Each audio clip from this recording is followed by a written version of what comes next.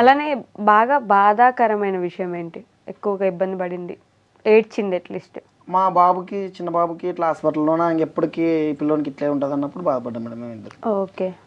ఉట్టి కర్నూలులోనే చూపించారు, ఇంకా బయట ఎక్కడ చూపించలేదు? అంటే ఎక్కడో చూపించినా కూడా ఇంకా మెడిసిన్స్ అవి ఏమి లేవు ఈ బాబుకి, ఇట్లా ఎక్సర్సైజ్లు ఇవి చేపియాలి తప్ప. పోలియోనా? పోలియో అని ఏమైనా చెప్పారా? పోలియో లేదు. ఓకే. నడవలేడు అంతే. అంటే ఇప్పుడు ఈ సంవత్సరం కొంచెం వాళ్ళు చెప్పిన ఎక్సర్సైజ్లు చేపించింటే చేయబట్టుకుని నడుస్తుంది మేడం మా విజయ్. కానీ బయటకి ఎత్తుకొస్తాం, ఇంట్లో నుంచి బయటకు వస్తాం కదా ఎత్తుకొని, కింది నెడసల్లనే దాంట్లో ఉంటాడు. కింద బయటకి ఎత్తుకొస్తే చాలు ఇంకా నెడసల్లని కిందికి జారుతుంటాడు. ఇంకా ఒక్క సై పట్టుకుంటే చాలు ఇంకా నడుస్తూనే ఉంటాడు.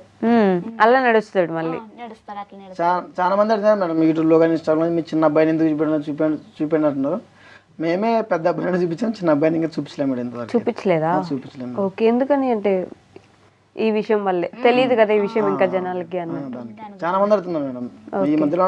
చాలా మంది బాగా ఎక్కువ మంది అడిగిరే. ఒక్కొక్కసారి చూపిస్తాం ఒకటి, మీరు ఒక్కోసారి ఇంక వద్దులే ఈ బాబుకి ఇట్లా అన్నట్లా చూపలేదు మేడం. పుట్టినప్పుడు కాళ్ళు చేతులు బాగానే ఉన్నాయా? బాగానే ఉన్నాయి మేడం, పుట్టినప్పుడు బాగానే ఉన్నాయి. కొంచెం కానుపు సరిగ్గా కాలేదు మేడం.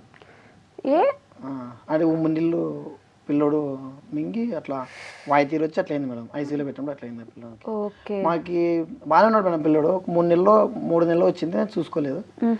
మేము ఒక కర్నూలు పోయి చూపించినప్పుడు వాళ్ళు మా ఇద్దరిని కూర్చోబెట్టుకొని, మీకు ఎంతమంది బాబు అంటే 2 బాబులు ఉన్నారు, చిన్న బాబు అని. ఈ పిల్లలకి మీరేం ఆయన చెప్పినాడు పెట్టేసారి, మీరు ఎప్పటికైనా చెప్పాల్సిందే మీకు. పుట్టిన తర్వాత? అవును మేడం, 7 నెలలు. ప్రెగ్నెంట్ గా ఉన్నప్పుడా పుట్టిన తర్వాత? ఓకే. 3 నెలలు బాగున్నాడు మేడం. 3 నెలలు వచ్చింది మేడం అది పిల్లలకి.